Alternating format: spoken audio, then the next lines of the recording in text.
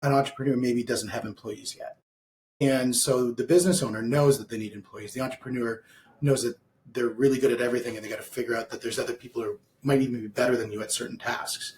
So let it go and do it in a way that allows you to still retain control. What does that look like from your perspective?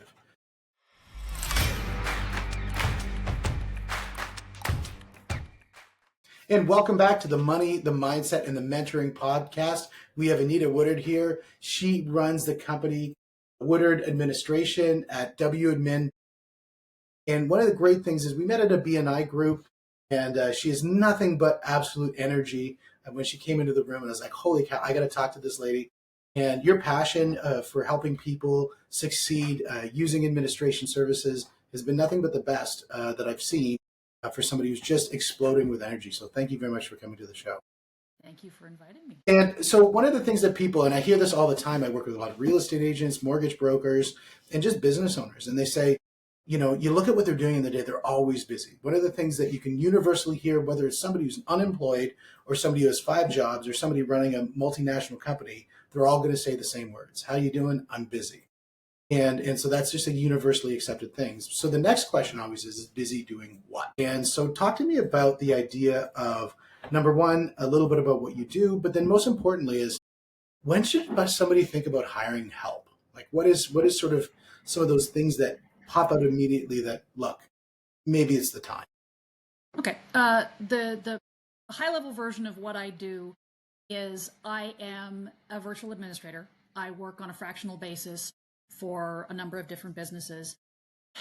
Basically, I'm their office administrator, or if they're large enough that they have one, I wind up being the owner or president's EA, keeping them on track. The longer thing is you need to think about where you're spending your time and whether you're spending it on the really high value tasks, which are bringing in more revenue or building your business or doing things to help you grow, or if you're spending it on a lot of the lower value tasks. Administration, much as I love it, I'm a weirdo, I understand that, is not for most people their first passion and the thing that they enjoy doing. And a lot of, especially small business owners, get stuck in the mindset that they need to do everything. And because when you're starting out, you tend to do everything yourself. But as you start growing, you have to start balancing which is the task that is better for me as a business owner to do. And what I wind up seeing a lot of is one of two things happen. They do all the high value tasks and ignore all the low value tasks, but they still have to happen. So what they wind up paying for quite literally is fees and fines and balls getting dropped that shouldn't be getting dropped. Mm-hmm. Or they spend the time on the low value tasks and their growth stops or even starts to shrink, which is not ideal.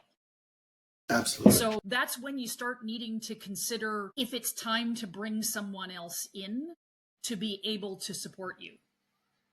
Now, go ahead. And the idea of that, there's a great principle. It's called the Pareto principle.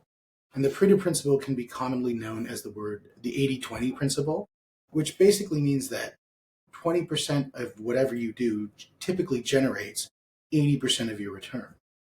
But we still have to do all the 80%. And, you know, we see this happen a lot of times in sales organizations where they're like, we got to get these salespeople doing administrative work. It's like, why? Why do we need that? No, we need them out selling. We need other people working with them in tandem, or technology or any of the mix of the above to be able to just have them focus on the one thing that they're good at. Mm-hmm.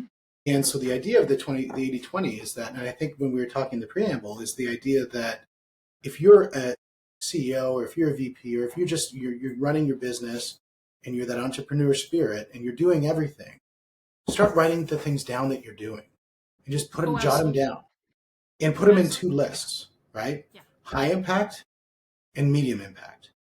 And then once you do that, look at that list and then break it out. Am I good at it or am I bad at it?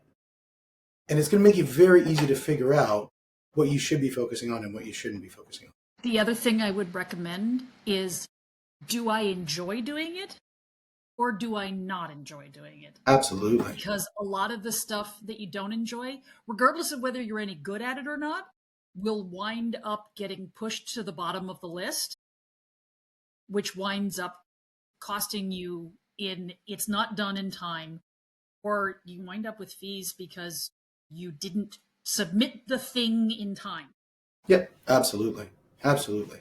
And the idea is, I love there's a Venn diagram that I draw all the time where there's three circles and they kind of cross section with each other at different points. And there's one middle bit, which all the circles cross over each other. And each circle, one is what you're good at, one is how much you get paid doing it, and the last one would be is how much do you enjoy doing it. And if it sits all in the middle and those three tasks, you know that's your 20%. That's what you need to be doing all day, every day, as much as humanly possible. So if people do that and they start writing that out and they say, okay, well, now I've figured out there's the things that I'm really good at. There's the things that I need to outsource. And I know there's a lot that needs to happen up here, up in their head, to be able to start saying, and I need to release control into that. When people are going through that process of just the mental play, the mental game of being able to relinquish control to another individual, because I know for a lot of business owners, and I'll call them entrepreneurs, not business owners. To me, a business owner has employees. An entrepreneur maybe doesn't have employees yet. And so the business owner knows that they need employees. The entrepreneur knows that they're really good at everything and they got to figure out that there's other people who might even be better than you at certain tasks. So let it go and do it in a way that allows you to still retain control. What does that look like from your perspective? How do they get past that barrier, and what systems do they use to kind of create success through that? I find with a lot of people, being able to articulate what they want done is the start of it, because then it becomes a conversation of, okay, is this a thing you're good at? Well, I'm not bad at it. Great. Maybe someone who's good at it can do it in less time than you're spending. What could you do with that time instead? Great. If you could get back those 2 hours, then that would mean you'd be able to do the thing that you make money on, or the thing that you really enjoy doing, instead of this thing that you're not so great at. So how about let's start off with, let's figure out a way to reassure you that it's happening the way you want it to, and slowly let go as time progresses, so that it becomes, it's like any other trust building exercise. You've got to set up stuff that's higher contact to start. Mm-hmm. And then you can move to the lower contact as the person begins to trust, okay, yes, I've given this piece to someone else and they can do it and their hands on it. Yeah, and that's the idea, is that if you do that work up front and you're able to build a system, because the thing is you're not actually giving up control. What you're doing is you are controlling the outcomes through a system and a relationship. And that system, if you well document that system then is going to be the support that's going to allow you to communicate in a way that you have an effective process. And that effective, because you've been doing that process and you've been following a system, you just never wrote it down. I mean, there's a great guy, his name's Brandon Dawson. He wrote a book called The 9-Figure Mindset. And one thing that he really talks about a lot in this book is he said, as soon as you start a business, everything you do, write it down. Actually, Gary Keller from Keller Williams, he says the second you start a business, write everything down, because that should be the last time that you do that process. Because you should be immediately looking for somebody to take over that process. Unless you want to have a job, that's a different mindset. But if you want to have a business, somebody should be taking over that process. Write it down. On the principle of, you can't change what you can't measure, if you don't have it written down what the process is, you can't then turn around and go, okay, I want to do X, Y, Z. We do that by A, B, C, D, E, F, etc. You can't in a year go, is this the best way we could do it, if you don't know what that looks like? Oh, absolutely. Absolutely. And the thing is, I think once you've written down and then you say, I've got this done and I'm measuring this, I'm using key performance indicators to measure this, then it's not just, I've got a really great relationship with Sally. She does this stuff. I really like what she's doing, but I have no way to actually figure out what exactly she's doing.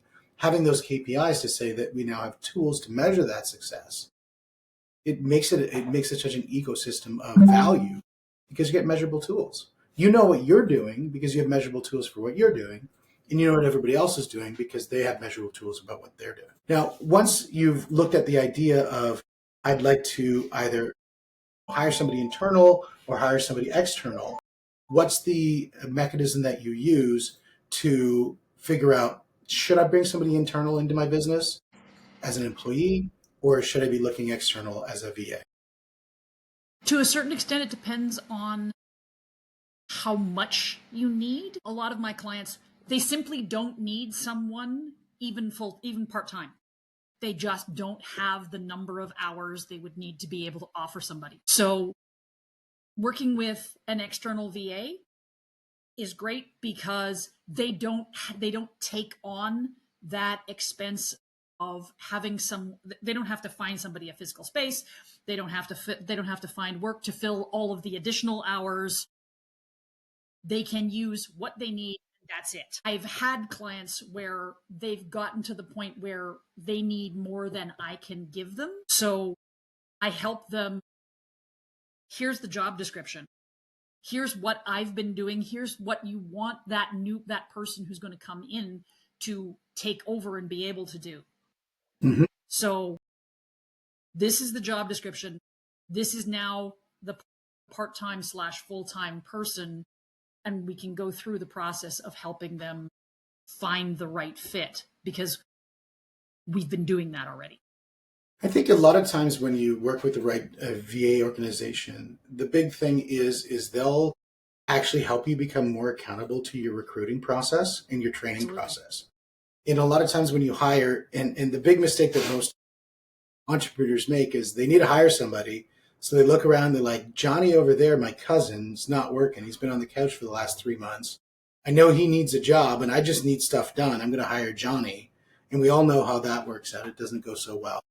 And so they don't have a rigid process to bring them in. Whereas when they start immediately looking external, especially when they look double external, which is that VA, they all of a sudden people go, I need a process.